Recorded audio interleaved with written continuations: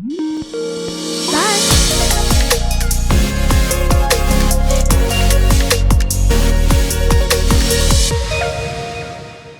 hi guys. So today we are joined by Kris and Dani, who both work for Nestle. Thank you so much for joining us today, guys. Thanks for having me. Thanks for having us both. Sounds good. Kris, I might start with you. Can you tell us a bit about your journey within Nestle and from your first job and then into the factory, and where are you now? How did all of that happen? Sure. So I started with Nestle in about 2003. I started at Peter's Ice Cream in the ice cream factory as an automation engineer. I then went from there down to Pakenham factory as a project engineer, electrical engineer, which is where we're making 2-minute noodles and Papa Giuseppe pizza. I then went back to the ice cream plant as a maintenance engineer. And then from the maintenance engineer there to the factory engineer, so looking after all of the engineering and assets across the factory in Smithtown, which is our Milo factory. I then had the opportunity to go overseas with Nestle into their head office in Switzerland. And I was looking at the manager of operations technology, so looking at the interface between IT and OT, so operations technologies. And then back to the market and looking after, based in Sydney, looking after electrical engineering for Oceania, so Australia, New Zealand, Papua New Guinea, and now into my current role as the chief engineer for the market.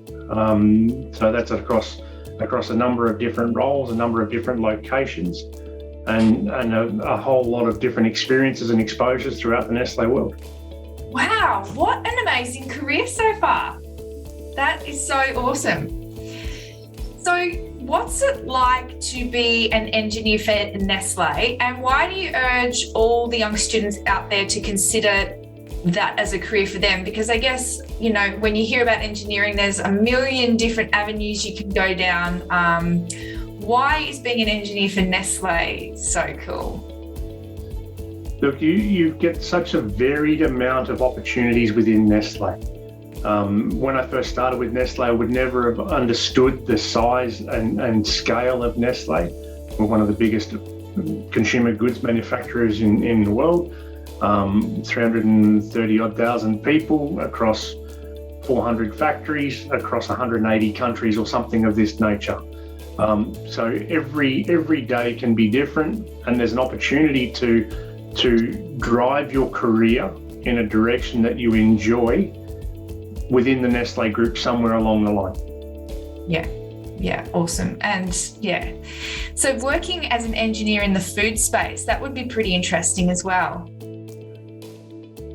Yeah, look, and you know, even looking at the technology of the food that you're working with. So, you know, manufacturing ice cream, you know, I would never have understood that the rate at which you cool ice cream is important around the crystal growth of water, which then creates the smooth and creamy textures.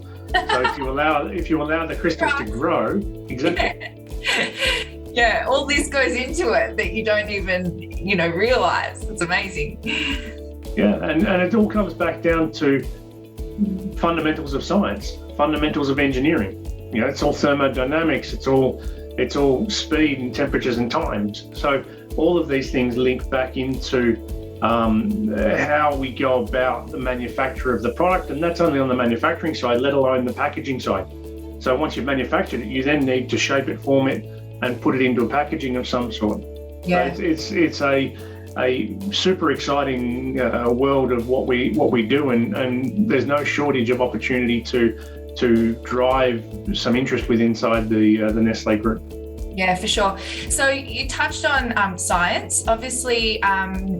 Skills and attributes for high school students. So they're at high school and they're studying science. That's obviously one step in the right direction. So everything you're sort of studying at school is going to be carrying through to your career in Nestle. What are the other subjects that you recommend students consider while they're at high school? Look, so science and chemistry are certainly great subjects, because you start to look at chemical reactions and chemical interactions between the different food sciences, even materials. I think also mathematics and physics, understanding accelerations, decelerations of equipment, understanding forces and loads, looking at when we do have a failure, understanding the loads associated with the activity that's taking place, and trying to do a root cause analysis and understand why something failed. So looking at those modelling subjects, both from a physical aspects and then a chemical aspects, would certainly be great drivers. Yeah, cool. And now also, what does diversity mean to Nestle, and why is building a diverse team important for you? If we all had people in our teams that were made up of the same background and the same experiences, we're going to get a very singular view of how something should be done or could be done, or a singular view of why something failed the way it did.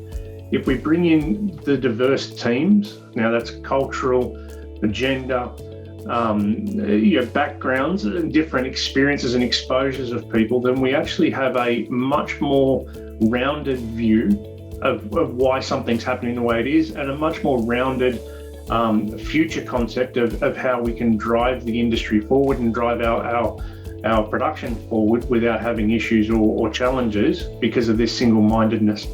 So I think it's a very important aspect to have within our teams, and without it, I think that we would be in a much worse situation because you don't have that diverse point of view and diverse experiences and exposures to be able to balance it. Yeah, absolutely. Cool. And now over to you, Dani. Can you tell us a bit about your background and how you came to join the Nestle team, and a little bit about what you do for Nestle? Okay, so I'm from Brazil and I have a bachelor in mechatronics engineering. And then I moved to Australia to do a master's degree in engineering. And during my last year at university, I joined a mentoring program for women in engineering. And in this program, I got paired up with a mentor from Nestle.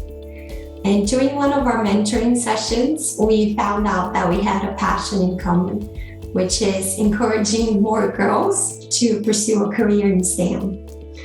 So my mentor then invited me to start joining the Nestle Women in Tech sessions. And as a woman in engineering, I know the importance of groups and programs like this. They're always promoting diversity and inclusion in the workplace. So as I got to know more people from Nestle, I got familiar with their graduate program. And as this program allows you to rotate through different factories and roles, I saw that as a great opportunity to start my career in Australia. So as soon as I graduated, I submitted my application. I was successful. And then I found myself moving to regional Victoria to start my first year rotation as a grad here at the Uncle Toby's factory in Waganya. Cool, awesome. And so can you tell us a little bit about did you say Nestle Women in STEM? Is that what you said it was called? Can you tell us? In Tech. In Tech, what's that about? So it's basically just one of the groups that Nestle has that do promote workshops and events to bring awareness of how important it is to have that diversity and inclusion in what is our roles in helping that happen within Nestle and everywhere else. Yeah, cool. And what was your experience like in the graduate program for Nestle? So I've been here for 5 months now, and yes, as it is a very hands-on program, and you go through different roles in factories, you have contact with so many different people from different areas. It's been very, very an amazing opportunity to start as a new graduate. Oh, cool. Awesome. And then what type of career progression opportunities are there available once you finish the graduate program? So as a graduate, I will have gone through key roles in areas in technical and production, such as engineering, quality, manufacturing excellence, and that will give me the flexibility to make informed choices of where I want to go within Nestle in my career. So it depends on the path you want to follow.